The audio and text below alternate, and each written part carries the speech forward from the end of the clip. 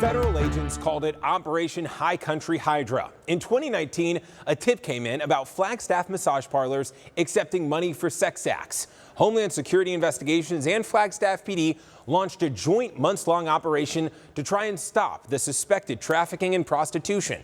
But when that investigation was complete, not a single trafficking victim had been identified. Arrests were made, though, after two officers went undercover unclothed. And I was like, well, do you want me to take them off? And so she was like, well, your comfort, if you want them off or you don't want oil on them. So there was kind of some confusion on that. So I ended up taking them off. And that's what I felt like the suggestion was from her. That is Flagstaff officer Dustin Eberhardt in a deposition, talking about the first time he allowed a masseuse to fondle him naked. As soon as I got aroused, that's when I immediately started asking about the money and like how much. And like I said, I've never done one of these, so I was fairly nervous and I didn't know where to stop it. So I was trying to stop it quickly. Officer Eberhardt would do the same thing 7 more times over the next 48 hours. Roughly 3 months later, his coworker, Officer Hutchinson, went back into 5 of those massage parlors and did the same thing, all to see if the businesses would accept debit cards. Attorneys, trafficking experts, even other law enforcement tell ABC 15 there are a lot of issues with what you just heard. For starters, state law says what the officer just admitted to is illegal. 2, experts say it wasn't necessary to make the prostitution case. And 3, in their reports, investigators repeatedly say they're looking into sex trafficking, then proceed to pay for sex acts from potential victims. Women who work in massage parlors are not a commodity. They're people. Brad Rideout is an Arizona defense attorney and former prosecutor. He's not involved with this operation. In Arizona, you cannot exchange money for sex acts while on duty. It is a crime. State Statute 13-1412. A peace officer commits unlawful sexual conduct by knowingly engaging in sexual contact with any person who's in the officer's custody or the subject of an investigation. Flagstaff Police Chief Dan Musselman says his employees didn't violate state law because the officer did not sexually touch the masseuse. In an emailed response to questions, the chief went on to say, quote, quite the opposite happened. The subject fondled Officer Eberhardt, thereby making him the victim of sexual abuse under 13-1404. That officer, who the chief says is the victim, staked out the 8 parlors, walked in with a recording device, paid cash, and took off his boxers. Also, that statute the chief references stipulates abuse only occurs without consent. But Officer Eberhardt says he initiated the process. So I had just put my hand on the back of her calf and then held it there. And then she laughed about it. And then shortly after that, we did the rest of the stuff. And then she had me roll over. I don't know how you can continue to prosecute a case in which you know that there's a strong possibility that this officer has committed some sort of crime. Jack Litwack represents one of the 13 people indicted in this operation for conspiracy, money laundering, and operating a house of prostitution. Like many defense attorneys I spoke with, he's shocked Flagstaff Police and HSI used an investigative technique he says has been widely condemned. They do not need to do that, and frankly, they should have known better. Chief Musselman, though, said, quote, it was necessary for there to be direct fondling. But in Arizona, prostitution's defined as engaging in or agreeing or offering to engage in sexual conduct under a fee arrangement. When pressed on that, the chief said it was important offers originate from the masseuse and wrote, quote, there was an additional concern of potential language barriers. This is a far overstep into abuse of power and some really disturbing ethical issues. Jenna Panis is an expert on the topics of human and sex trafficking. She says she was disgusted when she heard about this operation. You don't ask victims to give you sexual pleasure. That is not appropriate. In documents, officers and agents repeatedly mention human and sex trafficking as a primary focus of this investigation. Law enforcement even brought along victims' advocates when they made the arrests, writing, quote, there would be a good likelihood that we would encounter someone who was at the parlor against their will. But in their reports, that stated concern for possible victims only appears after Officers Eberhardt and Hutchinson take off their pants, after they're fondled. Before that, investigators never determine are the women we're about to pay to touch city employees trafficking victims. If you're engaging 8 separate times into trying to have sex with victims, you are engaging in trafficking. So the officers in this case could be charged with trafficking, and they are not. We have learned that the Flagstaff police chief has been put on administrative leave. Yeah, the state police board is now investigating the department. This all comes after ABC 15's Zach Crenshaw's reporting on a mature subject. Flagstaff police sent 2 undercover officers into massage parlors where they got naked and were sexually touched. Zach bringing us the very latest tonight. Well, since our initial investigation, a lot has happened. The county attorney's office has dropped multiple cases against the people they arrested in these stings. The city manager's office has doubled down and tried to say the sexual contact the officers had in this operation wasn't illegal under state law. But now the department is under investigation and the top cop has been put on leave. The email's titled, Important Update from the Chief. In it, Flagstaff PD's Dan Musselman tells his department that starting August 1st, he was, quote, placed on administrative leave related to the prostitution investigation that we exposed last month.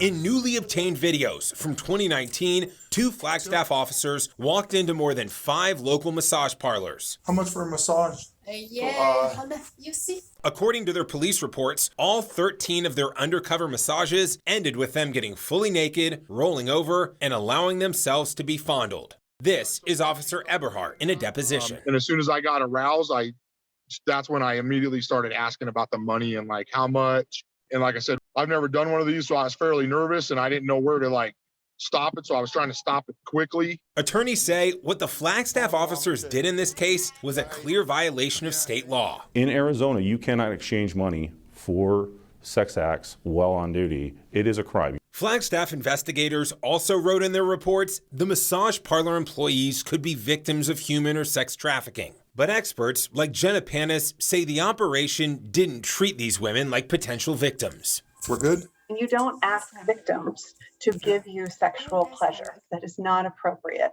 But that's not what Flagstaff PD did in this instance. Panis and police sources also maintain the officers never needed to get naked. The sex act doesn't have to happen. And so for me, this is a far overstep into abuse of power and some really disturbing ethical issues. Now, AZ Post, the state organization that oversees police certifications and investigates misconduct, has opened an investigation. Chief Musselman also told his department an outside entity will be completing an investigation, which he estimates will take a few weeks. We asked the city if any other employees had been put on leave, but we haven't heard back. Now, I reached out to the Flagstaff mayor and some members of city council, and they told me they had no idea the chief had been put on leave until I reached out. The mayor actually saying he's, quote, incredibly frustrated with the lack of transparency. In the newsroom, Zach Crenshaw, ABC 15, Arizona. Now to some new details tonight in an investigation here at ABC 15 that talks about a mature subject. 2 Flagstaff police officers went into massage parlors and engaged in sex acts, despite stating that the women inside may be human trafficking victims. Since Zach Crenshaw's initial report, Flagstaff police chief has been put on leave. The city has hired an outside investigator. The state's police oversight board has received a complaint and the mayor has called for transparency. Well, tonight, Zach has newly obtained body camera video from inside the massage parlors. And we want to warn you once again, this subject matter is for mature audiences. Detective Eberhardt, Metro Narcotics, 7/16/2019, working an undercover role in massage parlors, spas for prostitution and human trafficking. Over the course of 2 days, that Flagstaff officer, Dustin Eberhardt, would walk into 8 massage parlors, get completely naked, and then sexually touched.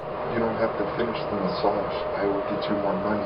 Months later, his co-worker, Officer Colton Hutchinson, would go back into 5 of those parlors and write he was also touched in a sexual manner by 4 different women. Multiple attorneys have told ABC 15 what those officers did was illegal under state law. In Arizona, you cannot exchange money for sex acts while on duty. It is a crime. The stated purpose of the operation was to stop suspected human trafficking, sex trafficking, and prostitution. And during the arrests, officers brought interpreters and 2 victims advocates for human trafficking, writing there would be a good likelihood that we'd encounter someone who was at the parlor against their will. You're not in any trouble. Can you just open it? We just want to make sure nobody else is in there. This blurred video is what Flagstaff provided of their officers searching one of the parlors. There's the living quarters.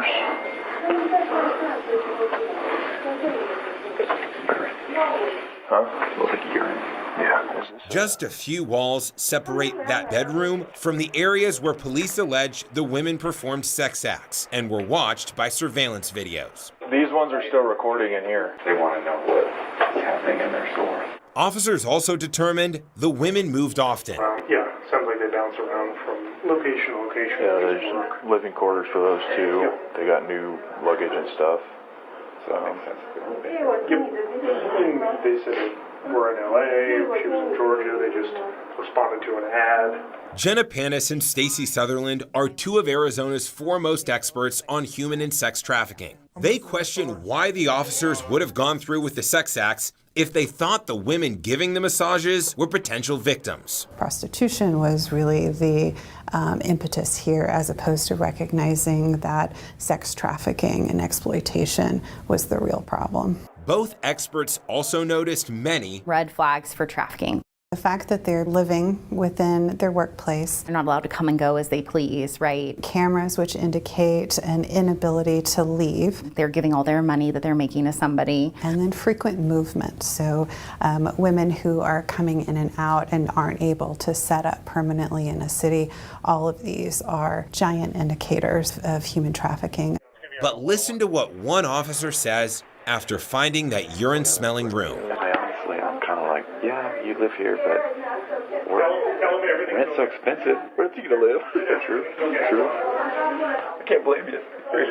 Like, even if they can leave, I might choose to live here. Yeah. The victims here were not met with the kind of advocacy and the kind of care and empathy that they needed. While serving a warrant at a different parlor, one sergeant wrote, a worker told him she, quote, can't leave unless her boss tells her she can leave. The police report says she later made conflicting statements.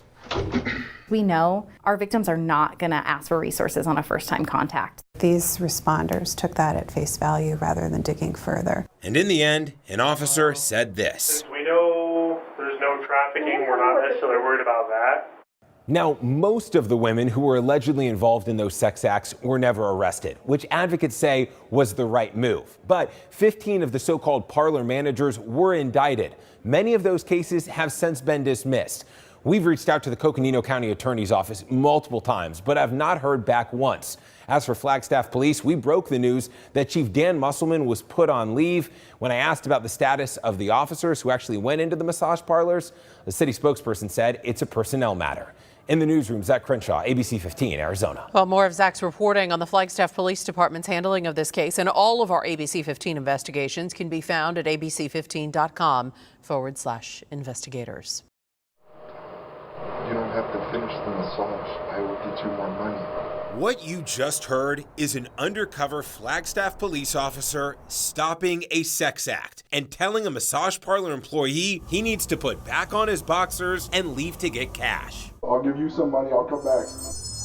In all, Flagstaff officers Dustin Eberhardt and Colton Hutchinson documented 13 different times they were sexually touched. And multiple attorneys say what they did is illegal under state law. In Arizona, you cannot exchange money for sex acts while on duty. It is a crime. State Statute 13-1412. Police officers commit unlawful sexual conduct when they have sexual contact with the subject of an investigation. Before last week's city council meeting, Flagstaff Mayor Paul Deasy told me the department's police officers did not come up with the evidence gathering methods on their own. He says Coconino County prosecutors helped craft the plan. That's where they were taking their tips on how to approach this. The senior deputy county attorney determined that that was the method that should be done. ABC 15 obtained an internal email that the Flagstaff senior assistant attorney sent to top city leaders. It confirms what Mayor Deasy just said, that in 2019, now retired Chief Deputy County Attorney Jane Nicoletti Jones told the investigators she needed the overt act of the suspect touching/grabbing the undercover officer's genitalia in order to file certain charges, and due to the language barrier. You know, for weeks now, we've been emailing questions to County Attorney Bill Ring about this case, but we haven't heard back. So we came up here to his office, and as you can see, it appears he's at work today. So we tried to talk to him in person, but couldn't even get in the building. I'm a reporter with ABC 15. My name is Zach Crenshaw. Would you mind giving our office a call? So I called. A minute later, I was transferred to his assistant's voicemail. You know, we have questions that we think it's important for our elected leaders to answer. It's unclear what role County Attorney Ring played in all this, but he's been leading the office since January 2017, so he was in charge when his chief deputy allegedly gave that directive. There are certainly many individuals involved that should be held accountable in how this situation was handled. Now, over the past 2 months, the Coconino County Attorney's Office has responded to my emails just once, saying they can't speak because there's ongoing prosecution. But I've confirmed at least 5 of these cases have already been completely dismissed. I also got in touch with former Chief Deputy Nicoletti Jones. She also declined to comment. Zach Crenshaw, ABC 15, Arizona. Zach, thank you. The Flagstaff city manager has repeatedly said he doesn't think the officer's conduct on the massage table was illegal. Several criminal law attorneys not involved in this case disagree. But this audit will not look at the potential violations of state law. Instead, it'll examine how the Vice Unit operates in hopes of preventing another situation where officers are undercover and unclothed. In 2019, Flagstaff Vice Unit officers Dustin Eberhardt and Colton Hutchinson each went into at least 5 massage parlors, then stripped down and allowed themselves to be sexually fondled. And as soon as I got aroused, that's when I immediately started asking about the money and like how much. And like I said, I've never done one of these, so I was fairly nervous and I didn't know where to stop it. When ABC 15 asked, the police department told us they did not have a policy regarding undercover officers engaging in illegal activity as part of their job. You don't have to finish the massage. I will get you more money. City leaders denied ever knowing about the operation until our reports. Now, ABC 15 has learned the city's hired Glendale-based LD Consulting to do an outside review of the entire Vice Unit. The contract states the city will pay $9,500 for 2 retired Phoenix police employees, Lieutenant Dan Olson and former Chief Jack Harris, to, quote, evaluate policies, procedures, and current practices related to vice criminal investigations for compliance with generally accepted practices, including audio and video recording procedures. And that's important because the unit's handling of evidence is a big reason so many of the massage parlor cases have been dropped by the Coconino County Attorney's Office. In an email explaining the 11 dismissed cases, a county prosecutor told city leaders, quote, for 7 of the 8 parlors, this video was not ultimately preserved. It was inadvertently deleted or saved over before being put into evidence. Now, according to this contract, the review is expected to take about 4 to 6 weeks. Since we first reported on the undercover operation in July, 11 of the 15 criminal cases have been dismissed. The police chief was temporarily put on leave, and the state's police certification board started their own investigation. There's also this ongoing audit, which could change how the Vice Unit operates moving forward. I'm investigator Zach Crenshaw, ABC 15, Arizona. You can find all of Zach's reporting leading up to these new developments streaming now on the ABC 15 app.